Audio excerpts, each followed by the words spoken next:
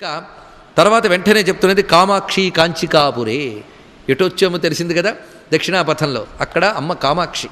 దీని గురించి మనకి చెప్తూ యోగంలో ఒక మాట చెప్తారు. ఆమూలాధారాత్ ఆ బ్రహ్మబిలం విలసంతీం. మూలాధారం నుంచి బ్రహ్మరంధ్రం వరకు బిసతంతు తనీయసి అయినటువంటి ఒక శక్తి ఉంటుందట. అంటే తామరతూడులోని దారంలా కుండలిని శక్తి ప్రసరిస్తుంది. ఇప్పుడు అలా భారతదేశానికి లంకలో మూలాధారం కంటే క్రింద చక్రం ప్రారంభమై క్రమంగా మణిపూర చక్రమైనటువంటి కాంచీపురం దగ్గర ప్రకటింపబడింది అని చెప్పాలి ఇక్కడ. ఇంకా ఆ తర్వాత నుంచి వెళుతూ ఉంటే సహస్రారం అంటే హిమాలయ ప్రాంతానికి చేరుకోవలసినదే. ఆ భావనతో మనం గమనించుకుంటూ వెళుతున్నాం. అలా ఇక్కడ కామాక్షి కంచికాపురే ప్రద్యుమ్నే శృంఖలాదేవి అన్నారు. ఇక్కడ ప్రద్యుమ్నే శృంఖలాదేవి అన్నప్పుడు ఇది ఎక్కడా? ఈ శృంఖలాదేవి శృంగలాదేవి అని రెండు వ్యవహారాలు ఉన్నాయి. ఇది ప్రద్యుమ్న అన్నప్పుడు దీనికి రెండు భేదాలు కనబడుతున్నాయి. ఇది సందేహం లేదు, వంగదేశంలో ఉంది. వంగదేశం అంటే బెంగాల్, బంగ్లాదేశ్ అని మనం అంటున్నాం. బంగ్లాదేశ్, వెస్ట్ బెంగాల్ రెండూ కలిసి వంగదేశమేనండి. మనకిప్పుడు బంగ్లాదేశ్ వేరే దేశం, పాకిస్తాన్ మరొక దేశం, కానీ ఇవన్నీ భరతవర్షమే తెలుసుకోవాలి. పైగా బంగ్లాదేశ్ రాజధాని పేరేంటి? ఢాకా. అమ్మవారి యొక్క శక్తి, ఆవిడ పేరు అది. ఢాకాలో అమ్మ క్షేత్రం ఉంది. బంగ్లాదేశ్లో ఎందరో హిందువులు అమ్మవారిని పూజించుకునే వాళ్ళు ఉన్నారు. ఇప్పుడు వాళ్ళు శరణార్థులై ప్రాణాలు అరచేత్తో పట్టుకుని వస్తే భారతదేశంలో కూడా వాళ్ళకి దిక్కులేదండి. అదే ఇతర మతస్థులు పారిపోయి వస్తే వెంటనే ఇక్కడ ఓట్ల కోసం కూర్చోబెడతారు. కానీ ప్రపంచంలో హిందువు అన్నవాడికి ఎక్కడ అన్యాయం జరిగినా వాడు తన అమ్మ అని భారతదేశం వైపు చూస్తాడు. కానీ భారతదేశంలో వాళ్ళు మాత్రం, భారతదేశ పాలకులు మాత్రం హిందూ మతానికి భారతదేశం మాతృభూమిని స్పృహ లేకుండా బ్రతుకుతున్నారు. అవునా లేదా ఆలోచించండి. ఇక్కడ హిందూ మతానికి ఏది మాతృభూమి? అది కొంచెం చెప్తే చాలుగా. ప్రపంచంలో ఏ మతం వాడైనా వెళితే నీది ఏ దేశం నుంచి అని అడుగుతారు. కానీ నేను హిందువుని అంటే భారతదేశం నుండా అని మాత్రమే అడుగుతారు. అంటే హిందూ మతానికి మాతృభూమి భారతదేశం అని ప్రపంచంలో అందరికీ తెలుసు, భారతీయులకు తప్ప. ఇలాంటి పరిస్థితులు మనం ఉన్నాం. ఆర్తి రగలదు మనకి. అందుకే ఆనాడు స్వామి వివేకానంద చెప్పినటువంటి మాట ఏమిటంటే, భారతదేశానికి ప్రాణం హిందూ ధర్మం, దీన్ని కాపాడుకుంటే భారతదేశం క్షేమంగా ఉంటుందని ఆనాడు ఆయన చెప్పినటువంటి మాట.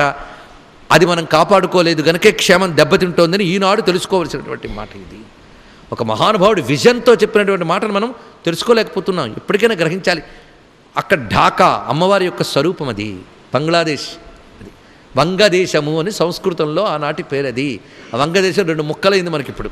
అయినప్పటికీ ప్రస్తుతం వెస్ట్ బెంగాల్లో హుగ్లీ అనేటువంటి జిల్లాలో ఈ క్షేత్రం ఉన్నది. ఏది? ప్రద్యుమ్న క్షేత్రం. ప్రద్యుమ్న అంటే మనకు తెలుస్తుంది కృష్ణుని పుత్రుడు మన్మథుడు.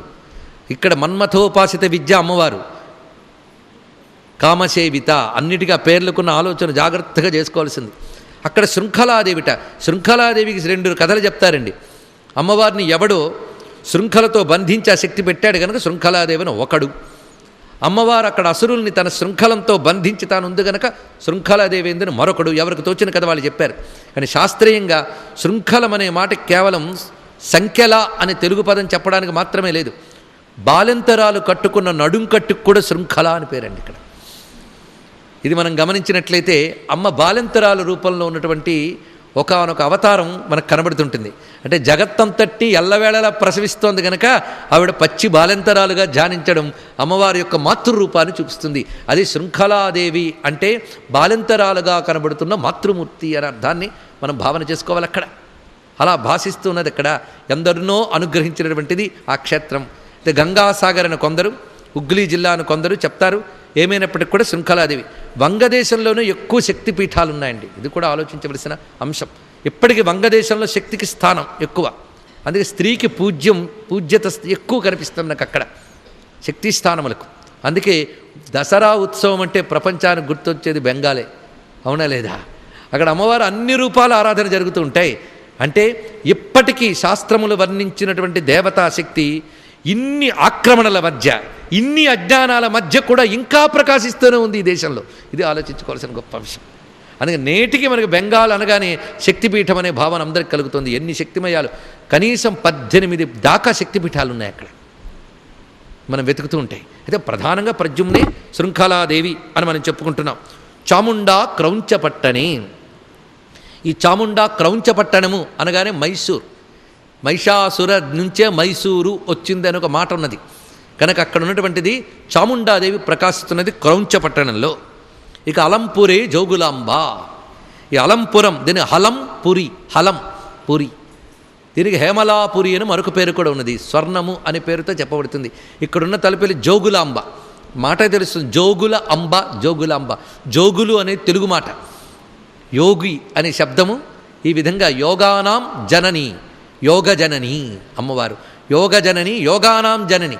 అమ్మ యోగులకు తల్లి, యోగానికి తల్లి. యోగులు అనగానే భక్తి యోగులు కావచ్చు, జ్ఞానయోగులు కావచ్చు. అమ్మ కోసం సాధన చేసే భక్తులు యోగులు. అందుకు యోగ శబ్దానికి పెద్ద పెద్ద అర్థాలు తీసుకోకుండా యోగులు అనగా సాధకులు, సాధకుల తల్లి ఆవిడ. అందుకే ప్రణత జన సౌభాగ్య జనని అయినటువంటి తల్లి యోగుల అంబ, యోగులాంబ, ఆవిడ జోగులాంబ అని చెప్పబడుతుంది. ఇది నిజానికి మరొక కాశీ అని చెప్తారు, దక్షిణ కాశీతో. ఎందుకంటే కాశీ లక్షణాలు కొన్ని ఉన్నాయట. ఇక్కడ తుంగభద్ర నది ఉత్తరవాహినిగా ప్రకాశిస్తూ ఉంటుంది. దానికి తోడు కాశీలో గంగ ఉత్తరవాహిని, ఇక్కడ తుంగభద్ర ఉత్తరవాహిని. పైగా 2 నదులు అక్కడ ఉంటాయి, వారణాసి. ఇక్కడ కూడా వేదవతి, నాగావళి అనే 2 ఉపనదులు ఉంటాయి. అన్నీ అదే విధంగా గోచరిస్తుంటాయి. ఇక్కడ అమ్మ మహాయోగశక్తి, సామాన్యం కాదు. ఈ 64 కోటి యోగిని గణసేవిత అని అంటామే, ఆ యోగేశ్వరి. అందుకు యోగశక్తులతో ప్రకాశిస్తుంటుంది ఆ తల్లి. యోగిని శక్తుల సమూహ రూపిణిని మరొక అర్థం చెప్పుకోవాలి. యోగుల అంబ అని ఒకటి, యోగిని శక్తుల సమూహ రూపిణి, అలా ఉంటుంది ఇక్కడ తల్లి. అందుకే ఇక్కడ అమ్మవారు ఉగ్ర సౌమ్య రూపములు 2 మనకు కనిపిస్తూ ఉంటాయి, ప్రకాశిస్తూ ఉంటాయి. మరొక విశేషం ఏంటంటే ఇక్కడ శివుడి పేరు బ్రహ్మేశ్వరుడు, బాలబ్రహ్మేశ్వరుడు అని కూడా వ్యవహారం ఉన్నది. అయితే బాలబ్రహ్మేశ్వరుడు బ్రహ్మగారా? కొందరు ఇది బ్రహ్మగారు గుడి అంటారు. బ్రహ్మగారు గుడి కాదండి. మరి అక్కడ ఒక శివలింగం ఉందండి, దానికి 4 శిరస్సులు ఉంటాయండి, అందుకే బ్రహ్మగారు అని. కానీ అది పంచముఖ పరమేశ్వరుడు. ఎప్పుడైనా పంచముఖ శివాలయంలో 4 వైపులా ముఖం ఉంటుంది, పై భాగంలో ముఖం ఉండదు. సజ్జోజాత వామదేవ అఘోర తత్పురుషములే ముఖములుగా కనబడుతూ ఉంటాయి. ఈశాన స్థానంలో ముఖం ఉండదు. మీకు కావాలంటే మహాన్యాసం చేసేటప్పుడు పంచముఖ ధ్యాన శ్లోకాలు ఉన్నాయి, చదవండి. కాళాభ్రభ్రమరాంజన ద్యుతినిభం వ్యావృత్త పింగేక్షణం అంటూ ఒక్కొక్క దానికి ఒక్కొక్క శ్లోకం చెప్తారు. ప్రతి దాంట్లో ముఖ లక్షణం, కళ్ళు, నోరు ఎలా ఉంది, జుట్టు ఎలా ఉన్నది అన్నీ వర్ణిస్తాడు. ఈశాన ముఖం దగ్గరికి వచ్చేటప్పటికీ ముఖవర్ణన ఉండదు, కేవలం జ్యోతిస్వరూపమే చెప్తుంది. అది నిరాకారమైనటువంటి తత్వానికి సంకేతం. అందుకే పంచముఖ లింగము 4 వైపుల ముఖం ఉంటుంది, పైన ముఖం ఉండదు. అది కేవలం నిరాకార తత్వానికి సంకేతం. అందుకే అక్కడ కనబడుతున్న బ్రహ్మ పంచబ్రహ్మస్వరూపుడైన పరమేశ్వరుడు. పంచబ్రహ్మలంటే సజ్జోజాత వామదేవ అఘోర తత్పురుష ఈశాన, వీళ్ళ పంచబ్రహ్మలు అంటారు. అందుకే అక్కడ బ్రహ్మేశ్వరుడు అనగా పంచబ్రహ్మస్వరూపుడైన శివుడు, ఆయన యొక్క శక్తి అమ్మవారు. అందుకే ప్రతి అమ్మవారి క్షేత్రంలో శివుడు ఉంటాడు, ప్రతి శివక్షేత్రంలో శక్తి ఉంటుంది. చిత్రం ఏంటంటే శివుడు జ్యోతిర్లింగంగా ఉండక్కర్లేదు, కానీ శక్తిపీఠాలన్నింటిలో శివుడు ఉన్నాడు నిన్ననే చెప్పుకున్నాం మనం. ప్రతి శక్తిపీఠంలో తాను లింగరూపి ఉంటేనే శక్తి అక్కడ ఉంటుంది, లేకపోతే భూమి ఆ శక్తిని భరించలేదు. అందుకు శక్తికి ఆధారంగా పరమేశ్వరుడు ఉండాలి. ఆయన ఆధారం చేసుకుని శక్తి వ్యక్తమవుతుంది. అందుకే వ్యక్తం అంబామయం సర్వం అవ్యక్తంతు మహేశ్వరం అని చెప్పినట్లు అవ్యక్తమైన ఈశ్వరుని ఆధారం చేసుకుని వ్యక్తమైన శక్తి కనబడుతుంది అక్కడ. అందుకే ప్రతి శక్తి క్షేత్రంలో శివుడు కూడా మనకు గోచరిస్తూ ఉంటాడు, వెతికితే కనిపిస్తుంది ఇక్కడ. అందుకు బాలబ్రహ్మేశ్వరుడు అని పేరు ఎందుకు వచ్చింది అంటే, బ్రహ్మదేవుడు తుంగభద్రా నదీ తీరంలో తపస్సు చేస్తూ ఉంటే ఆయనకు ఈశ్వరుడు బాలరూపంలో గోచరించాడు అక్కడ మొట్టమొదటిగా.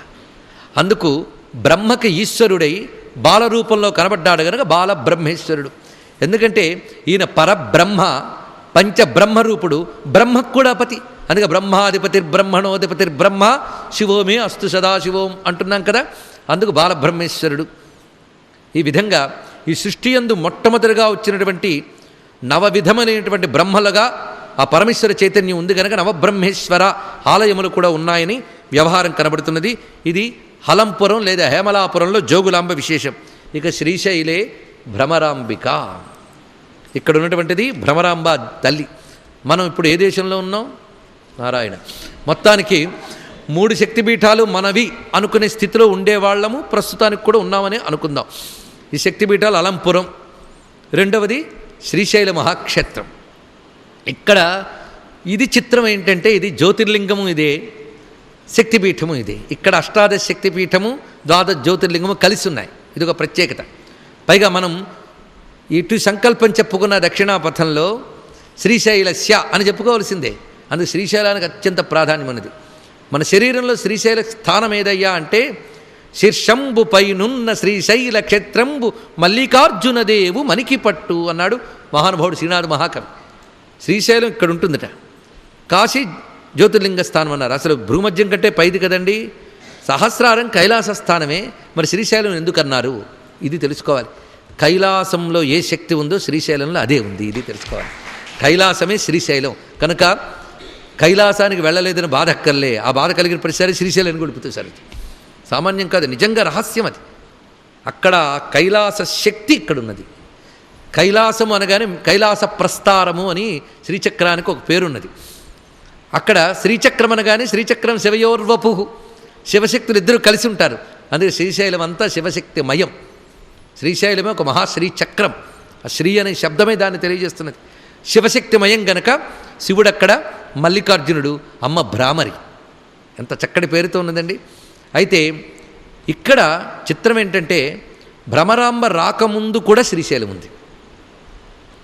మరి శక్తిపీఠాలు ఎప్పుడో ఏర్పడ్డాయి పరమేశ్వరుడి నుంచి, అప్పటికీ శక్తిపీఠమేట. పైగా శివుడు ఇక్కడ లింగరూపై వచ్చినప్పుడు అమ్మవారు ఏ రూపంతో వచ్చారు ఇది తెలుసుకోవాలి. ఇక్కడ అమ్మవారు అర్ధనారీశ్వరి రూపంతో వచ్చింది. ఇక్కడ మొట్టమొదటి ఉన్నది అర్ధనారీశ్వరి గౌరీదేవి ఆ రూపంతో వచ్చింది. అందుకే మల్లికార్జునుడి దర్శనం చేసి మనం ప్రక్కకి అలాగా రాగానే అర్ధనారీశ్వరుడు అని ఒకటి కనబడతాడు. అది అర్ధనారీశ్వరుడు కాదు, అర్ధనారీశ్వరి. ప్రాచీనమైన శ్రీశైలం విషయాలను పరిశోధిస్తే కనబడిన అంశం. ఇలాగ అసలు శ్రీశైలం యొక్క పట్లు ప్రాచీన గ్రంథములు పరిశీలించి శ్రీశైలంలోనే 7 రోజులు చెప్పే అవకాశం నాకు లభించింది. దానిని అందరికీ అందుబాటులోకి తేవాలని దేవస్థానం వాళ్ళు కూడా సీడీలుగా తీసుకొచ్చారు. ఋషిపీఠం వారు కూడా అందుబాటులో తీసుకొచ్చారు. ఆ శ్రీశైల వైభవం మాత్రం సామాన్యంగా తెలియబడే అంశములు కాకుండా ఇలా పరిశోధించి మూల గ్రంథాల్లోకి వెళ్ళి చెప్పిన అంశములు చాలా చాలా దానిలో ఉన్నాయి. అది అమ్మవారి దయ వల్ల చేసినటువంటి శోధన సాధన, దానికి లభించిన ఫలం అంతే. అంతేగాని మేము చెప్పామని చెప్పడానికి లేదు, అమ్మవారి దయ అంతే. అక్కడ లభించింది. అప్పుడు వారికి చెప్పడం జరిగింది, అది అర్ధనారీశ్వరుడు కాదు, అర్ధనారీశ్వరి అని. నువ్వు అలా చెప్తే ఎలా నమ్ముతామయ్యా అని మీరు అనొచ్చు. కానీ ప్రమాణం చూడండి, శివుడే అయితే ముందు నంది ఉండాలి. కానీ అర్ధనారీశ్వరుడు అని మనం వ్యవహరిస్తున్న ఎదురుగా సింహం ఉంటుంది. సింహం ఎవరి ముందు ఉంటుంది? అమ్మవారి ముందు ఉంటుంది. అందుకు అర్ధనారీశ్వరి. అది తర్వాత కొంతకాలానికి అమ్మవారు శక్తిగా ఉన్నది అర్ధనారీశ్వరి, శివుడు మల్లికార్జునుడు. తర్వాత వచ్చినటువంటిది భ్రామరి. ఎప్పుడొచ్చిందంటే అరుణాసురుడైన రాక్షసుడు విజృంభించినప్పుడు దేవతలందరూ హిమవత్పర్వత ప్రాంతంలో ప్రార్థన చేస్తే ఆ తల్లి హిమవత్పర్వత ప్రాంతంలోనే అరుణాసురుని సంహరించింది. ఎలా సంహరించిందంటే తన నుంచి అనేక తుమ్మెదల్ని ఉత్పన్నం చేసిందట ఆ తల్లి. ఈ భ్రమరములన్నీ వచ్చి, ఇది మనకి చండీ సప్తశతి దేవి మహాత్మ్యంలో కూడా ప్రస్తావన ఉంది. భ్రామరి ఒక మహాశక్తి, సామాన్యం కాదు, దుర్గ యొక్క రూపం ఇది. ఆ తల్లి ఆ విధంగా అనేక భ్రమరములను ఉత్పన్నం చేసింది. ఆ భ్రమరముల యొక్క దాడితో అరుణాసురుడు అతని సైన్యము సంహరింపబడ్డారు. ఇది జరిగింది హిమవత్పర్వత ప్రాంతాల్లో. అప్పుడు దేవతలందరూ ప్రార్థన చేసి, అమ్మ ఏ రూపంతో నువ్వు ఇప్పుడు మమ్మల్ని కాపాడేవో ఆ రూపంతో భూమి యందు నువ్వు ఉండి అనుగ్రహించాలని ప్రార్థించారండి. ఇక్కడ ఎక్కడుండాలి అంటే, నీకు ఏ చోటు తగిందో మేమెలా చెప్పగలం తల్లి అంటే, ఆవిడొక్కసారి చూసిందిట. ఆవిడికి నచ్చిన చోటు కైలాసమే ఇదా అనిపించే చోటు శ్రీశైలం. అది అప్పటికే తన స్వామికి తనకి శక్తిపీఠముగా లింగపీఠముగా ఉన్నది అని, ఈ చోట్లో నేను ఉంటాను అని నిర్ణయించుకుని భ్రామరీ రూపంతో అక్కడికి వచ్చింది. అప్పటి నుంచి శ్రీశైల స్థలవాసిని భగవతి శ్రీమాతరం భావయే అని చెప్పుకుంటున్నాం. అందుకే శ్రీశైలంలో భ్రమరాంబ ఆ విధంగా వచ్చింది. అందుకే అక్కడ ఉపాస్య శక్తి భ్రామరి అని ప్రధానంగా మనం చెప్తున్నాం. భ్రామరి అనేటువంటిది కూడా యోగపరంగా చెప్పినటువంటి నామం. అక్కడ అర్ధనారీశ్వరి ఉన్నా ఇక్కడ భ్రామరి అని ఎందుకు చెప్పారంటే, యోగపరంగా మన యందు ఉన్నటువంటి ఆ నాద రూపాన్ని భ్రామరి అన్నారు. ఇప్పటికీ భ్రామరి ప్రాణాయామం ఇలాంటివి మనం వింటూ ఉంటాం. భ్రమర శక్తి.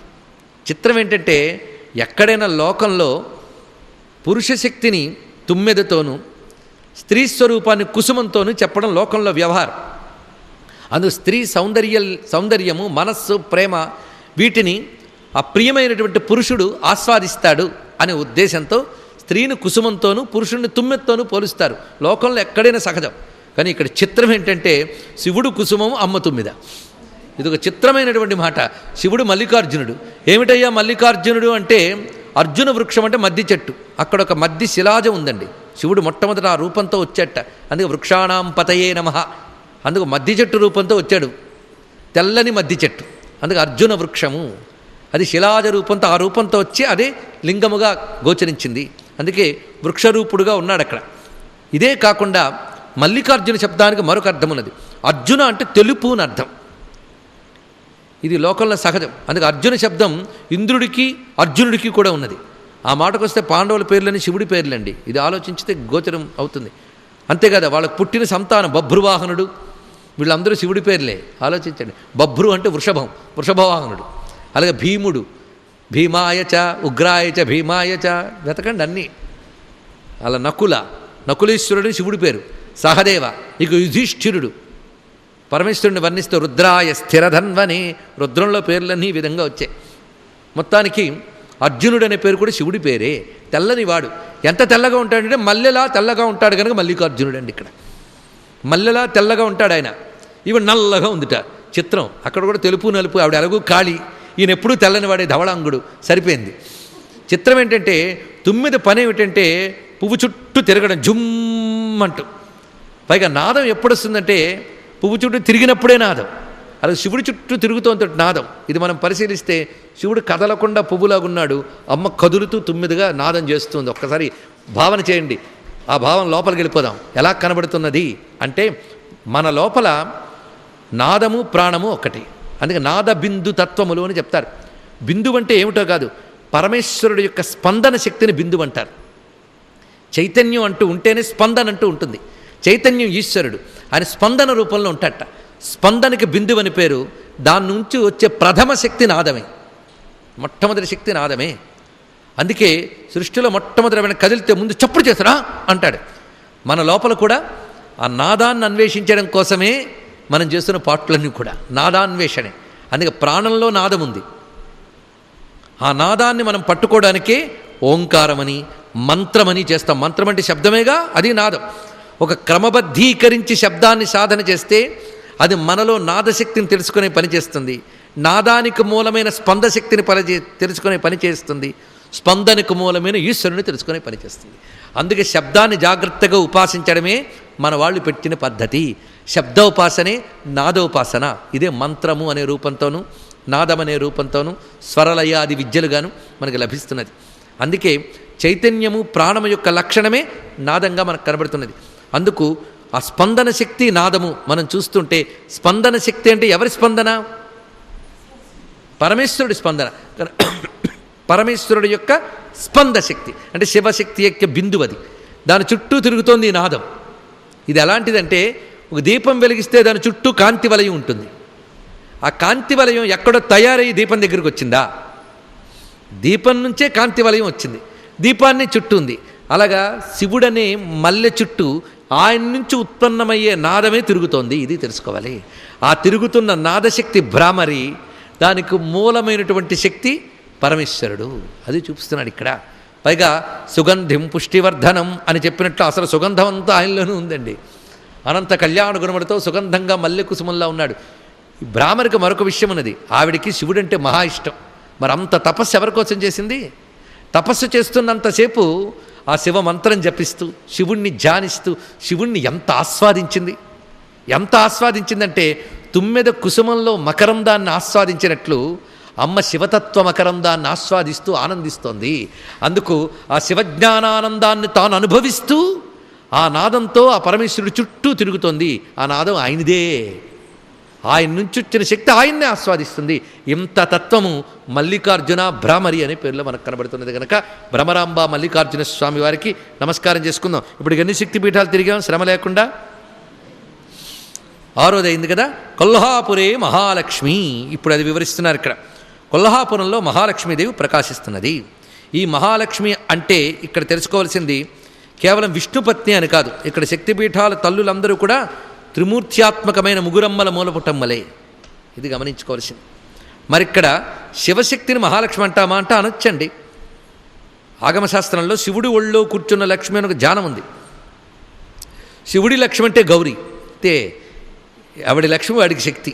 లక్ష్మి అంటే లక్షణ శక్తి అని అర్థం. శివుడి లక్షణ శక్తి. కానీ మహాలక్ష్మి అంటే ఇక్కడ విషయం ఏంటంటే లక్ష్యతే దృశ్యతే విశ్వం స్నిగ్ధదృష్ట్యా యయానిశం దేవీభూతాశ్చ మహతి మహాలక్ష్మిశ్చ సా స్మృత అని దేవీ భాగవతం ఇచ్చే నిర్వచనం. మహాలక్ష్మి అంటే మాట చెప్తున్నాడు. ఈ ప్రపంచాన్నంతటినీ ఏ తల్లి దయతో చూస్తోందో ఆ తల్లి లక్ష్మిట. లక్ష్యతే ఇది లక్ష్మి, లక్షించుట అంటే చూచుట అని అర్థం. ఎవరు చూస్తున్నారు ఈ ప్రపంచాన్ని? అమ్మ చూస్తుంది. ఎలా చూస్తుందంటే కంటి మీద రెప్ప వేయకుండా చూస్తుందండి ఆవిడ రెప్పేస్తే ప్రపంచం ఉండదు. అది తెలుసా మీకు? ఎందుకంటే అందరూ కొట్టుకుపోతారట. ఉన్మేష నిమిషోత్పన్న విపన్న భువనావళి అది చూపిస్తున్నాడు. కళ్ళు తెరిస్తే సృష్టి, కళ్ళు మూస్తే లయం. స్థితి ఉందంటే అర్థం ఏంటి? కళ్ళు మూయలేదని అర్థం. అదే శంకర భగవత్పాల్ వారు సౌందర్యలహరిలో అంటున్నారు, అమ్మ నీ ముందు నిలబడి నేను ఇంత దండం పెడుతున్నాను కానీ ఒకటి అబ్జర్వ్ చేస్తున్నానమ్మా, ఎప్పుడైనా రెప్ప వేస్తావేమోనని. చూడండి, అంత చిన్నపిల్లాడి బుద్ధులు, అబ్జర్వేషను. ఎంత చూస్తున్నాను, నువ్వు రెప్ప వేస్తావేమో అని చూస్తున్నా, కానీ అసలు రెప్ప వేయవే. ఎందుకు వేయలేదంటే ఆ అమ్మ నవ్వుతూ చెప్తుందిట, నేను రెప్పేస్తే చూడ్డానికి నువ్వు ఉండవరని అయినా అందుట ఇక్కడ. ఎందుకంటే ఆవిడ రెప్ప వేస్తే ప్రపంచమే మొత్తం పోతుంది.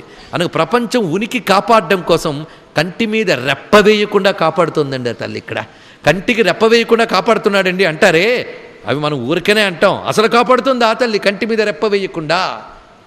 అలా కాపాడుతుందండి నిదర్శనం ఏంటి? ప్రపంచం ఉంది అంతే.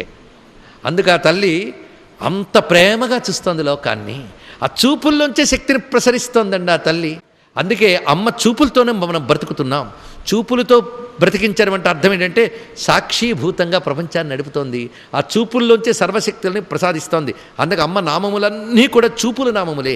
కామాక్షి, మీనాక్షి, విశాలాక్షి, ఆమ్నాయాక్షి, శతాక్షి, సహస్రాక్షి, అనంతాక్షి, కామాక్షి. ఇప్పుడు ఈ తల్లి మహాలక్ష్మి. అన్నిటికీ ఒకటే అర్థం.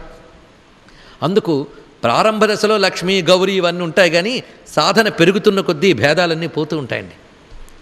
ఎంత చెప్పినా మాకు అర్థం కాలేదంటే సాధన ఏమీ జరగలేదని అర్థం అన్నమాట ఇక్కడ. అందుకు చెప్తే కొంత అర్థమవుతుంది, సాధన చేస్తే ఎంతో అర్థమవుతుంది, సిద్ధి పొందితే అంతా అర్థమవుతుంది. ఇది తెలుసుకోవాల్సింది ఇక్కడ. అందుకు చెప్తే కొంత, సాధన చేస్తే ఎంతో, సిద్ధి పొందితే అంత. ఇది తెలుసుకుంటే చాలు ఇక్కడ.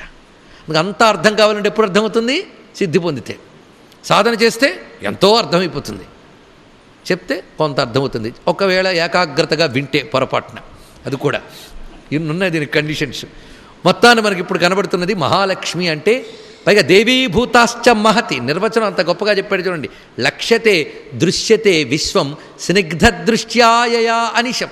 ఏ తల్లి ప్రేమపూర్వకమైన దయామయమైన చూపులతో లోకాన్ని కాపాడుతోందో, పెంచి పోషిస్తోందో, అరుణాం కరుణా తరంగితాక్షి ధృతపాశాంకుశ పుష్పబాణ చాప. మళ్ళీ కామాక్షి వైపు తెచ్చారేంటండి? రెండూ ఒకటే. కామాక్షి అన్నట్ట. ఇప్పుడు కామాక్షి నామానికి కూడా అర్థం చూద్దాం. కామాక్షి అనే మాటకి ఆవిడ చూపులతోనే మన కోరికలు తీర్చేస్తుందిటండి. అంత తేలిగ్గా తీరే కోరికలా? ఒకటి తీరితే మరొకటి పుడుతూ ఉంటుందే అంటే, అమ్మగాని చూస్తే మరి కోరిక పుట్టదట. కోరిక ఎవడికి పుట్టదు? పాత్ర నిండిపోయాక ఎవడు నీళ్లు పోయుడు, ఖాళీ ఉంటేనే నీళ్ళు పోస్తారు. అందుకే కొరత ఉంటేనే కోరుకుంటుందిట, ఖాళీ ఉంటేనే కావాలనిపిస్తుంది. ఖాళీ లేకుండా నిండిపోయిందనుకోండి కోరుకుంటుందా? కనుక ఎవడి మనస్సు పరిపూర్ణ జ్ఞానానందములతో నిండిపోతుందో ఆ పరిపూర్ణుడికి మరి కోరికుండదు. అమ్మ చూపుతో ఆ పరిపూర్ణతనిస్తుంది. ఆ పరిపూర్ణత పేరు మోక్షం. అది కామాన్ని దాటిపోయింది అది. అందుకు అన్ని కోరికలు తీరిపోయాయి అంటే అర్థం ఏంటి? కోరికలు దాటిపోయామని అర్థం. ఆ స్థితిని తన చూపుతోనే ప్రసాదించగలదు. చూపు అనగా వెలుగు, అజ్ఞానం. అమ్మ ఇచ్చేటువంటి బ్రహ్మజ్ఞానంతో మనం సంపూర్ణమైనటువంటి స్థితికి చేరుకుంటున్నాం గనక తన చూపుతోనే అన్ని కోరికలను తీర్చగలదు అనగా మోక్షముని ప్రసాదించగలిగేటువంటి తల్లి గనక కామాక్షి. ఇది ఒక అర్థం అండి. ఇది సంతృప్తి కలగకపోతే సామాన్యార్థం మరొకటి ఉన్నది. అమ్మ చూస్తే చాలా మన కోరికలన్నీ తీరుతాయి. ఇది మొదటి అర్థం. తర్వాత ఇది రెండవ అర్థం. ఇప్పుడు మూడో అర్థంలోకి ప్రవేశిద్దాం. ఎందుకంటే అర్థ వివేచన కానీ చేస్తేట ఆ నామం సిద్ధిస్తుందట. ఇది చూడండి, నామాన్ని జపం చేసి 1,00,000 మార్లు జపం చేసామని రాసుకున్నా దాని అర్థాన్ని జాగ్రత్తగా పట్టుకుంటే 1,00,000 మార్లు జపం చేసిన దానికంటే శక్తి ఎక్కువ.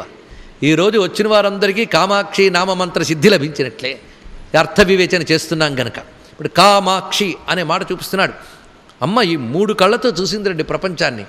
చూసినప్పుడు ఆ 3 కళ్ళు ఉన్నాయే, ఒక కంటి నుంచిట బ్రహ్మ లక్ష్మి వచ్చేట, ఒక కంటి నుంచి విష్ణువు ఉమాదేవి వచ్చారు, 3వ కంటి నుంచి సరస్వతి శివుడు కలిసి వచ్చేటప్పుడు ఇది జ్ఞాననేత్రమే కదా. చూడండి ఆ క్రమం కూడా అంత బాగా చూపించారు.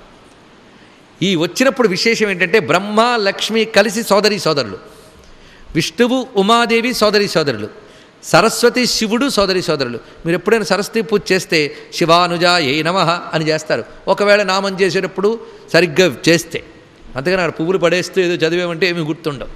శివ అనుజాయై నమః అన్నారు ఇక్కడ. ఈ చెప్పడంలోనే అంత గొప్ప విషయం ఉన్నదో. సప్తశతి పారాయణ చేస్తే చివరికి మూర్తి రహస్యం అని వస్తుంది, అందులో ఉంటుంది రహస్యం. జాగ్రత్తగా గమనిస్తే అక్కడ చూపిస్తాడు ఇది. ఇక్కడ కూడా మన భారతీయుల విజ్ఞానం చూడండి. సృష్టికి అంటే సృష్టి చేసేవాడికి సంపద అనేది కూడా సృష్టి అయ్యింది. కానీ ఎవడైతే స్థితి చేస్తాడో వాడికి సంపద వెళ్ళడం క్షేమం.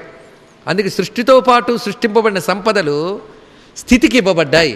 అది స్థితికారకుడైన విష్ణువు వద్దకు సంపద వచ్చింది. చూడండి ఇక్కడ స్థితి చేసేవాడు ఎంతవరకు స్థితి చేయాలి, ఎప్పుడు లయం చేయాలనేటటువంటి ఎరుకతోనే ఉంటాడు. అందుకే అతడితో పాటు వచ్చింది ఆ తల్లి. ఆవిడ సృష్టినంతా నడిపే శక్తి. ఆ శక్తే తిరిగి వెనక్కి లాగగలిగే కూడా శక్తి. ఎందుకంటే ముందుకు తొయ్యడానికి శక్తి కావాలి, వెనక్కి లాగడానికి శక్తి కావాలి. అందుకు ఆ శక్తే పటుత్వ శక్తిగా ఉంది. అది విష్ణువుకు సోదరి. ఆవిడ లయకారకుడికి పత్నిగా వెళ్ళింది. పైగా అన్ని సర్వకర్మాఖిలం పార్థ జ్ఞానే పరిసమాప్యతే అని చెప్పినట్లుగా జ్ఞానం దగ్గరికి వచ్చేటప్పటికి అన్ని కర్మలు లయమైపోతాయట. అందుకే లయకారకుడు అనగా లీనం చేసుకునేవాడు, నాశనం చేసేవాడు కాదండి. చాలామందికి తెలియదు. కొందరు చెప్తుంటారు, ఏమండి శివుణ్ణి పూజించడం అంటే సంహారకుడు, డిస్ట్రక్టర్ అండి. కొందరు చెప్పేస్తుంటారు అప్పుడే. Destructor is not destructor, is merger. ఇది తెలుసుకోండి. మెర్జింగ్, లయం చేసుకుంటాడు. లయకారకుడు అంటే ఇదే అర్థం. లయం, లీనం, లయం ఇక్కడి నుంచి వచ్చింది. సర్వజగత్తుని లీనం చేసుకుంటూ వెళ్తూ ఉంటాడు. ఎంత గొప్ప మాట అండి. పిల్లాడు ఆడుకుంటూ అలసిపోయాడు, తల్లి ఒళ్ళో కూర్చోబెట్టి నిద్ర పుచ్చుతుంది. తల్లిని సంహారకారిని అంటారా? లయకారిణి. అది ప్రపంచాన్ని సేద తీర్చేవాడు పరమేశ్వరుడు. స్వామి ఇంకా ఈ శరీరాల్లో పుట్టడం పెరగడం, అది అవగానే మళ్ళీ పుట్టడం ఇంకా విసిగిపోయింది స్వామి అంటే, రారా నాన్న ఇంకా హాయిగా నా లోపలికి వచ్చాయి అని లాగేసుకుంటాడండి మోక్షప్రదాత, లయకారకుడు. అది జ్ఞాన రూపంతోనే లయం జరుగుతుంది. జ్ఞానంతోనే లయం, లేకపోతే లయం లేదు. జ్ఞానం వచ్చే వరకు లయం రాదు. అప్పుడు జ్ఞానం చెప్తే నిద్ర వస్తుంది. నిద్రను కూడా లయం అనుకుంటే అదొక అవస్థ అంతే. సరే, జ్ఞానమే అజ్ఞానమే శివుడు. అందుకే జ్ఞానస్వరూపిణి సరస్వతి. అయితే సృష్టి చేసేవాడికి లయానికి సంబంధించిన జ్ఞానం కూడా ఉంటేనే వాడు శాంతిగా ఉండగలడు. కనుకనే ఆ సరస్వతి బ్రహ్మకి పత్ని అయింది. చూడండి ఎంత ఆ కూర్పు. దీన్ని బట్టి చూస్తూ ఉంటే పురాణాలు భార్య భర్త అన్న చెల్లి అని చెప్పడం మనకు అర్థం అవడం కోసం ఆ సంబంధాలు చూపిస్తున్నాయే కానీ మనలాంటి సంబంధాలు అవి కావు అని ముందు తెలుసుకోవాలి. మన కోసం అర్థం చెప్తే మన స్థాయికి దించేసి మనం తృప్తిపడిపోతున్నాం. ఇక్కడ నిచ్చెన వేసింది నువ్వు ఇది పట్టుకుని పైకి వెళ్ళడానికి. అందుకని ఆ నిచ్చెన ఇక్కడ వేసి దాన్ని కూడా కింద పడేసుకుని దాని మీద తొక్కడానికి కాదు ఇప్పుడు మనం చేస్తున్న పనేది. అందుకు పురాణకర్త ఏ ఉద్దేశంతో మనకి ఇది అందించాడో ఆ ఉద్దేశాన్ని చెప్పడం కోసమే ఈ రహస్యాలను పేర్లు పెట్టుబడుతున్న పాటలండి ఇవన్నీ కూడా. అందుకు ఇప్పుడు సృష్టికి సంబంధించిన శక్తి బ్రహ్మ లక్ష్మి అనే 2 రూపాలతో వచ్చింది. దాని రెండింటికి కలిపి కా అని పేరు. అది అలాగే స్థితికి సంబంధించినటువంటి శక్తి, ఆ వికసనాత్మకమైన స్థితికి సంబంధించిన శక్తి ఉమా విష్ణు అనే పేరుతో వచ్చింది. ఇది ఆ అని పేరుట వాళ్ళిద్దరిని. అందుకే సృష్టికి సంబంధించినటువంటి బ్రహ్మవాచి శబ్దము కకారం, విష్ణువాచి శబ్దము అకారం. ఇక జ్ఞానస్వరూపుడైన రుద్రుని తెలియజేసే శబ్దం మకారం. కా ఆ మా బ్రహ్మ విష్ణు రుద్ర. సృష్టి స్థితి లయ, సత్వ రజ స్తమో గుణములు. కనుక సృష్టి స్థితి లయలు మూడింటికి ఒకే శక్తి మూలం గనక అది తన కనులతోనే ఈ పనంతా చేస్తోంది గనక ఆ కనుల్లోనే సృష్టి స్థితి లయ బ్రహ్మ విష్ణు రుద్ర సరస్వతి లక్ష్మి ఉమా ఈ 3 ఆ కన్నుల్లోంచి వచ్చాయి. వీటికి సంకేతాక్షరములే కా ఆ మా. కా ఆ మా మూడింటిని తన అక్షుల నుంచే చూపించింది కనుక కామాక్షి. ఇది దీని యొక్క అర్థం. అనగా సృష్టి స్థితిలయ కారిణి అయిన శక్తి. ఇప్పుడు అర్థం మారిపోయింది చూసారా? ఇది అసలు అర్థం. వాటిల్లోకి వెళ్ళాలి. క్రమంగా చూపిస్తున్నాడు ఇక్కడ. అందుకు ఒక్కొక్క అర్థం కోసం ఒక్కొక్క అర్థం. అంటే అర్థం ఏంటి? ఇన్ని అర్థాలు చెప్తాను అర్థం కాదండి, లేదా అపార్థమైనా అవుతుంది. రెండూ కాకుండా అసలు అర్థం తెలుసుకుందాం. ఒక్కొక్క అర్థం కోసం ఒక్కొక్క అర్థము అంటే ఏమిటో తెలుద్దాం. అర్థం అంటే ప్రయోజనము, ఇది ఒక అర్థం ఉన్నది, అవునా లేదా? అందుకు ఒక్క అర్థం కోసం ఒక్కొక్క అర్థం అంటే ఒక్కొక్క ప్రయోజనం కోసం ఒక్కొక్క అర్థాన్ని మనం చెప్పుకుంటున్నాం. అమ్మవారు చూస్తే చాలు నా కోరికలు తీరిపోతాయి అనుకునే లెవెల్లో కామాక్షి అంటే ఒక అర్థం. అలా కాకుండా ఇంకా ఏ కోరిక లేని బ్రహ్మజ్ఞానం సిద్ధింపజేస్తుందని కూడా మరొక అర్థం. సర్వ సృష్టిలు తన నుంచే నడిపిస్తూ సృష్టి చేస్తోందంటే మూడవ అర్థం. మూడర్థాలు కళ్ళల్లో ఉన్నాయి గనక కామాక్షి. ఇప్పుడు కొల్హాపురే మహాలక్ష్మి, ఆ రెండింటికి అభేదమే అని చెప్పుకుంటున్నాం ఇక్కడ. అందుకు కొల్హాపురంలో ఉన్న తల్లి పేరేమిటి? మహాలక్ష్మి. ఈ మహాలక్ష్మీదేవి ఎలా ఉంటుంది? అందుకు ఈ తల్లికి ఆద్యాలక్ష్మి అని పేరు. ఇది విష్ణుపత్ని లక్ష్మి. ఈ తల్లి ఒకటా కాదు అనకూడదు, ఎందుకంటే ఆ తల్లి విష్ణుపత్ని, అందులో సందేహం లేదు. అందుకే ఆ తల్లిని విష్ణుపత్ని అన్నా దోషం లేదు. లక్ష్మీనామం స్వతసిద్ధంగా విష్ణువుకున్నది. ఆ మాటకు వస్తే విష్ణువు శివుడు కాడా? అది తెలుసుకోవాల్సినటువంటిది. ఎందుకంటే విష్ణువు అన్నప్పుడు విష్ణు ఉపాసనలో బ్రహ్మ విష్ణు శివాత్మకుడైన వాడు విష్ణువు. అప్పుడు మహాలక్ష్మి ఏమవుతారు? ముగురమ్మల మూలపటం అవుతుంది. అందుకే మహావిష్ణు మహాలక్ష్మి అనుకోవచ్చు. ఈ తల్లి ఎలా ఉంటుందో వర్ణిస్తున్నారు. మాతులుంగం గదాం ఖేటం పానపాత్రంచ బిభ్రతి. 4 చేతులతో 4 ఆయుధాలు పట్టుకుంటుంది కొల్హాపురి మహాలక్ష్మి. చూసిన వాళ్ళు చూసిన రూపాన్ని దర్శించుకోవచ్చు, చూడని వాళ్ళు వర్ణించే రూపాన్ని ఒక్కసారి ధ్యానం చేసుకోవచ్చు. మాతులుంగం అనగా మాదీ ఫలం ఒక చేత్తో పట్టుకుంటుంది, ఇంకో చేత్తో గద పట్టుకుంటుంది. ఖేటము అనబడేటువంటి ఒకానొక ఆయుధాన్ని, ఇంకో చేత్తో పానపాత్ర అమృత పాత్రని పట్టుకుని 4 చేతులతో ఉంటుంది ఆ తల్లి. పైగా పైన శిరస్సుపై నాగం లింగంచ యోనించ బిభ్రతి. గొప్ప రహస్యం చూపిస్తున్నాడండి ఇక్కడ. పానవట్టము యోని, లింగము నాగము 3 ఉంటాయట. ఇది చెప్పడం ఇంకోటి ఏంటో కాదండి. ఇక్కడ లింగం అంటే ఈశ్వర స్వరూపం. దాన్ని ఆవరించి చుట్టుకున్నటువంటి శక్తి ఏదైతే ఉన్నదో అది త్రికోణాత్మికా శక్తి. ఇచ్ఛా జ్ఞాన క్రియ అనే 3 బిందువులు కలిసిన త్రికోణమే యోని. యోని అనగా జగత్తుకి కారణము. ఈ అర్థం తీసుకోవాలి. ఇక్కడ శాస్త్రార్థం చెప్పుకుంటున్నాం. అలాగే పరమేశ్వరుణ్ణి తెలియజేసి గుర్తు చేసేది జగత్తంతా లీనం చేసుకునేవాడు లింగం. లింగం అంటే లీనము చేసుకున్నది. యోని అనగా జగత్తుకు కారణమైనది. ఇవి శాస్త్రీయార్థములు. వ్యవహారార్థం ఇక్కడ కాదు తీసుకునేది. అందుకే అయో నిర్యోని నిలయ కూటస్థాకుల రూపిణి అని చదువుతున్నాం. యోని ముద్రా త్రిఖండేసి అక్కడ చదివినప్పుడు కూడా ఈ అర్థాలు స్ఫురించాలి. అంతేగాని సామాన్య అర్థాలు తీసుకున్న వాళ్ళకి అక్కడ జుగుప్సాకరమైన భావాలు కలుగుతుంటాయి. అది వాళ్ళ తప్పు. ఇక్కడ మాత్రం శాస్త్రార్థమలే చెప్తున్నాం. కానీ యోనిహి ఈ మాట మనకి ఉపనిషత్తు వాడింది అనేక చోట్ల. గచ్చతి భూత యోనిం, సమస్త భూతములకు కారణమైన పరమాత్మను అర్థంలో వాడింది. యో యోనిం యోనిం అధితిష్టత్యేక, ఇది కూడా వేదమంత్రం కనుక తాసాం బ్రహ్మ మహద్యోనిం అహం బీజప్రదప్పిత అని భగవద్గీతలో స్వామి చెప్తున్నాడు. కనుక ఇక్కడ యోని శబ్దము కారణమైన శక్తిని తెలియజేస్తుంది. ఇచ్ఛా జ్ఞాన క్రియ అనే త్రికోణ శక్తి యోని. దానిలో స్పందశక్తిగా ఉంటూ ఈ సర్వజగత్తుని కలిగిస్తూ తిరిగి లీనం చేసుకునేవాడెవడో వాడు లింగమని చెప్పబడుతున్నది. అందుకే ఆ త్రికోణము ఆ లింగం ఇదే శ్రీచక్రంలో మధ్యలో మనకు కనబడుతున్నటువంటి స్వరూపము. ఆ త్రికోణమే పానవట్టము, దాని మధ్య ఉన్న ఈశ్వర స్వరూపమే లింగము. దానికి తోడు సర్పము కూడా ఉందిట. ఇవి శిరస్సు మీద ఉంటుందండి. అమ్మ కొల్హాపురి మహాలక్ష్మి తలపై ఉంటుంది ఈ రూపం. ఆ విధంగా పానవట్టము లింగము చుట్టుకున్న పాము ఉంటాయట. ఈ పాము దేనికి సంకేతం అంటే కుండలిని శక్తికి సంకేతం. అది సహస్రారానికి చేరింది. శివశక్తి ఐక్య రూపం అక్కడ గోచరిస్తుంది. అందుకే శిరస్సు మీద ఉంది అమ్మవారికి. ఇది తెలుసుకోవాల్సిన గొప్ప విషయం ఇది. ఇక్కడ సామాన్యుడికి కేవలం మూలాధార స్థానంలో ఉన్న శక్తి సిద్ధపురుషుడికి సహస్రారంలో ఉంటుంది. అని సహస్రారంలో ఉన్న శివశక్తి ఐక్య రూపిణి తత్వాన్ని చూపిస్తున్నది ఆ తల్లి అక్కడ. ఇది తెలుసుకోవాల్సిన అంశం. పైగా ఈ తల్లికి కొల్హాపురి మహాలక్ష్మి పేరెందుకు వచ్చింది ఇది తెలియాలి కదా. అసలు నిజానికి ఇది మొదట్టుండి శక్తిపీఠమే. కొల్హాపురి అని తర్వాత పేరు వచ్చిందట. ఎందుకంటే కొల్హడు అనేటువంటి ఒక రాక్షసుడు ఉన్నాడు. ఇతరుగా కోలుడు అని పేరున్నది. కోలుడు డోలా అని 2 పేర్లున్నాయి. అందుకే డోలాసుర భయంకరి. ఇది కోలాసుర భయంకరి అనే పాఠాంతరం కూడా ఉందండి. కోలాసుర భయంకరి లేదా డోలాసుర భయంకరి. ఇదే కోలా కొల్హ 2 ఒకటే శబ్దములు ఇవి. వీడు ఒక అసురుడు. వీడు పుత్రుడు కరవీరుడు అని ఒకడు ఉన్నాడు. ఈ కరవీరుడు మహాదుర్మార్గుడు. అతడికి అధికారం ఇచ్చట్టి తండ్రి. ఇద్దరు దుర్మార్గులే. ఈ కరవీరుడు ఉత్పాతాలు ఎక్కువైపోవడంతో దేవతలు శివుని ప్రార్థిస్తే అతడు వచ్చి కరవీరుడిని సంహరించేట పరమేశ్వరుడు. అప్పుడు ఈ కొల్లుడికి మహాకోపం వచ్చి దేవతలపై యుద్ధం ప్రకటన చేస్తే అమ్మవారు వచ్చి ఇక్కడ ఆ కోలాసురుని సంహరించింది. ఆ కోలుడు ఇటు కరవీరుడు పాలించిన చోటు గనక దీనికి కొల్హాపురము కరవీరపురము అని 2 పేర్లు వచ్చాయి. ఇక్కడ తర్వాత మరణ దశలో అతడికి ఎరుక వచ్చిందట. మరి అమ్మవారి చేతిలో మరణించాడంటే ఎంత గొప్ప విషయం అండి. అప్పుడు అన్నాడు, అమ్మా ఒకటే కోరిక, నా జీవుడు ఎలాగో నీలో లీనమైపోతాడు. ఇంతవరకు యుద్ధం చేశాను, ధన్యుణ్ణి, నిన్ను ఎదురుగా చూడగలిగాను. నీ చెయ్యి తాకిన ఆయుధాలు నన్ను తాకేయంటే నా పాపాలన్నీ పోయాయి. ఇది ఇక్కడ గొప్ప విషయం. దానితో నేను శుద్ధుడినైపోయి శుద్ధమైన ఈ జీవుడు నీలో చేరిపోతున్నాడు.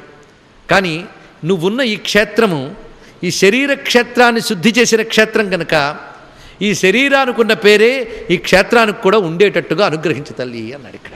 కనుక ఈ శరీరానికి ఉన్న పేరేమిటి? కోలుడు కదా, అందుకే కోలాపురి, కొల్హాపురి ఇది చెప్పబడుతున్నది. అలాగే మా అబ్బాయి గారి పేరు కూడా ఉంటే బాగుంటుంది, కరవీరపురం. ఇది చూపిస్తున్నారు. ఇది సామాన్య క్షేత్రం కాదు, దీనికి సిద్ధక్షేత్రం అని పేరు. ఇక్కడ అసలు మొత్తం శక్తిపీఠములన్నీ సిద్ధపీఠములు. సిద్ధపీఠం అని పేరు ఎందుకు వచ్చిందంటే అక్కడ ఏ సాధన చేసినా సిద్ధి జరిగి తీరుతుంది, అక్కడ సిద్ధి తప్పకుండా లభిస్తుంది అని చెప్పడం కోసమే సిద్ధపీఠం. సిద్ధేశ్వరి, సిద్ధ విద్య, సిద్ధమాత, యశస్వరి, అలాంటి సిద్ధక్షేత్రం ఇది. పైగా ఈ కరవీరపురం ఎంత గొప్పది అంటే నేటికి మహానుభావుడు దత్తాత్రేయ స్వామి వారు అక్కడికి ప్రతిరోజు వస్తూ ఉంటారని మనకి చరిత్రలో కూడా కనబడుతుంది. సహ్యాద్రి పర్వత శ్రేణి అదంతా కూడా దత్తాత్రేయ స్వామి వారి యొక్క స్వరూపం. నిజంగా బాగా పరిశీలిస్తే శక్తిపీఠాలకి, దత్తాత్రేయ స్వామి వారికి, పరశురాముడికి, రేణుకాదేవికి సంబంధం ఉన్నదండి. ఇదొక రహస్యాంశం. అనేక శక్తిపీఠాల్లో రేణుకాదేవి పేరు వినబడుతుంది. మనమున్న భాగ్యనగరంలో ఎల్లమ్మ రేణుకాదేవి అంటాం. ఈ ఎల్లమ్మ రేణుకాదేవి అంటే చిన్న విషయం కదా. ఎల్ల అంటే సీమ, బార్డర్ అని అంటాం కదా, ఎల్ల అక్కడున్న అమ్మ. ఇంకా బార్డర్ అంటే అసలేమిటి? అది బార్డర్, సాధన దాటి సిద్ధికి వెళ్తున్న బార్డర్. అక్కడ ఏ శక్తి ఉంటుందో ఆవిడే ఎల్లమ్మ, రేణుక. ఆ ధోరణిలో పరిశీలించాలి. ఈ రేణుక కథ ఉంది కదా మనకి. జమదగ్ని యొక్క భార్య రేణుక. పరశురాముడు నరికేయమంటే నరికేశాడు. ఏమిటండి? మళ్ళీ పరశురాముడు బ్రతికించాడు. ఇదంతా ఒక శక్తి ఉపాసన రహస్యం. అందుకే ఆ పరశురాముడికే దత్తాత్రేయుడు శ్రీ విద్యనిచ్చాడు. ఇవన్నీ పరిశీలించాలి. శక్తిపీఠాల్లో అనేకం. అలంపురే జోగులాంబ కూడా రేణుకాక్షేత్రం, మాయూరే ఏకవీర రేణుకాక్షేత్రం. ఈ రేణుకాక్షేత్రాలకి దీనికి సంబంధం ఏమిటి? దశమహావిద్యల్లో కూడా రేణుకొక శక్తి ఉన్నది. ఈ రేణుకా శక్తికి, కుండలిని శక్తికి ఎక్కువ సంబంధం ఉందండి. అందుకే ఎక్కువగా రేణుకా పేరు శక్తిపీఠాలన్నింటిలో మనకి అనుబంధం ఉంటుంది. రేణుక అనే పేరులోనే ఒక పరమార్థం ఉన్నది. ఇవి పరిశీలించాలి. అందుకే దశమహావిద్యని, శక్తిపీఠాలని మామూలుగా పైన చూసి ఇదేదో దేవతలు కొన్ని చోట్ల ఉగ్రంగా నాలికలు వేలాడేసుకుని, పైగా నెత్తురోడుతూ, రాక్షసుల తలకాయలు పట్టుకుని, పుర్రెల మాలలు వేసుకుని, అబ్బే ఏమిటండి హిందువులు దేవతలందరూ ఇలా ఉంటారు, ఆటవిక దశలో పూజించిరి అని ఒక రీసెర్చ్ బుక్ రాస్తాడు. వాడికి అసలు దేవతా స్వరూపమే తెలియదు. ఆటవిక దశలో దేవత్వం ఎక్కడ తెలుస్తుంది వాడికి? వాడు ఏ పరిభాష వాడాడు ఎక్కడ తెలుసా? రేణుక అని మాట వాడాడు అంటే ఆటవిక దశలో శబ్దం వాడతాడా? అది ఆలోచించామా మనం ఎప్పుడైనా? ఎలా ఆలోచించాలి? అలా ఆలోచించి ప్రపంచ కన్ను విప్పించడానికి మహర్షులు ఏదో రూపంతో వస్తారండి. వచ్చి ప్రపంచ కళ్ళు తెరిపిస్తారు. అలా తెరిపించిన ఒకానొక మహర్షి ఇటీవల కాలంలో రమణ మహర్షి దగ్గర అంతేవాసిగా ఉన్నటువంటి కావ్యకంఠ వాసిష్ఠ గణపతి ముని. ఆ మహానుభావుడికి రేణుకు పిలిపించుకుంది పడైవీళ్ళలో. మనం ఉమాశాస్త్రం చెప్పినప్పుడు చెప్పుకున్నాం. ఆవిడ మొత్తం దశమహావిద్యలేంటో చూపించింది. ఆయన అద్భుతంగా సూత్రీకరించి రచించాడు. ఉపనిషత్తుల్లో ప్రతిపాదించిన విద్యలే దశమహావిద్యలని అద్భుతంగా చూపించాడు ఆధారాలు.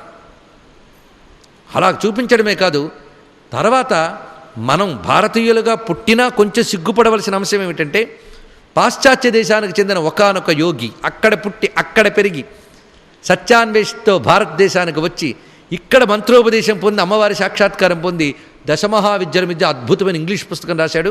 గతంలో మనం చెప్పుకున్న డేవిడ్ ఫురాలే అద్భుతమైన పుస్తకం రాశాడు, వెతుక్కోండి. ఆయన పేరు కూడా వామదేవ శాస్త్రం ఉంది. అతడు అమ్మవారి గురించి బాగా చెప్తాడు. కొన్నాళ్ళకి అక్కడి నుంచే వస్తారు మనకి తెలుగు నేర్పడానికి, మన మతం గురించి చెప్పడానికి. అది ఇక్కడ మనం అవన్నీ నేర్పితే పంపితే వాళ్ళకి పైసాకు పనికిరాం. అవన్నీ నేర్చుకు వెళ్ళిన గుర్తుపెట్టుకోండి ఇక్కడ. అందుకు వాళ్ళు అందుకు ఋషులు అక్కడి నుంచి రావాలని పరమేశ్వరుడు అనుకున్నాడు. మాట చూస్తున్నాం గనక. సరే, మొత్తానికి దశమహావిద్యలు, ఈ శక్తిపీఠాలు ఎలా చూడాలి అని చెప్తున్నా ఇక్కడ. అందుకు ఈ కొల్హాపురి మహాలక్ష్మి ఈ క్షేత్రంలో కూడా మనకి ఇటువంటి శక్తి విశేషాలు కనబడుతుంటాయి. అందుకే వాడి మూర్తిలో అన్నిట్లో కూడా ప్రధానంగా మనలో కుండలిని రూపంతో తల్లి ఉన్నది కదా. మనలో కుండలిని, ప్రపంచంలో కుండలిని, బయట కుండలిని సమిష్టి కుండలిని, మనలో కుండలిని వ్యష్టి కుండలిని. అందుకే అమ్మవారిని కుండలిని రూపంగాను, విగ్రహ రూపంగాను, యంత్ర రూపంగాను, మంత్ర రూపంగాను, పరతత్వంగాను ఇన్ని రకాలుగా మనం దర్శించాం. అది అన్నిటికీ సమన్వయం కనబడుతూ ఉంటుంది. అందుకు శరీరాన్ని కేవలం మాంస అస్థిమయమైన స్వరూపంగా చూస్తూ ఇది భోగ శరీరమే అనుకునే వాళ్ళకి ఇది అర్థం కాదండి. దీన్ని యోగ సాధనకు పనికొచ్చే శరీరంగా భావన చేస్తే అప్పుడు ఈ రహస్యాలన్నీ తెలుస్తాయి. అలా మనం గమనించుకోవాలి. అందుకే ప్రతి క్షేత్రంకి దత్తాత్రేయ స్వామి వారితోనూ పరశురాముల వారితోనూ ఏదో అనుబంధం ఉన్నది. అది కూడా ఆలోచించుకోవాల్సినటువంటి విషయమే. అనేక చోట్ల కొన్ని చోట్ల పరశురామ కుండాలు ఉంటాయి. ఇందాక మనం చెప్పుకున్నామే లంక నుంచి ఆ మాటకు వస్తే కేరళ అష్టాదశ శక్తిపీఠాల్లో కనబడకపోయినా మనకి 50 శక్తిపీఠాలు అక్కడ ఉన్నాయి. అక్కడ తల్లి మలయాచలవాసిని భగవతి, మలయాచల పర్వతములన్నీ ఆవిడున్నది. అందుకే మలయ పర్వతం, సహ్య పర్వతం, వింధ్య పర్వతం, హిమవత్ పర్వతం, ఈ పర్వతాలన్నిట్లో ఉంది కనుక పార్వతి అయిందేమో తల్లి. ఇక్కడ మలయాచలవాసిని చెప్పాం, వింధ్యాచల నివాసిని చెప్పాం, ఇంకా ఉమా శైలేంద్రతనయ అని చెప్పి హిమవత్ పర్వతం చెప్పాం. ఇప్పుడు భారతదేశ చిత్రాన్ని చూడండి.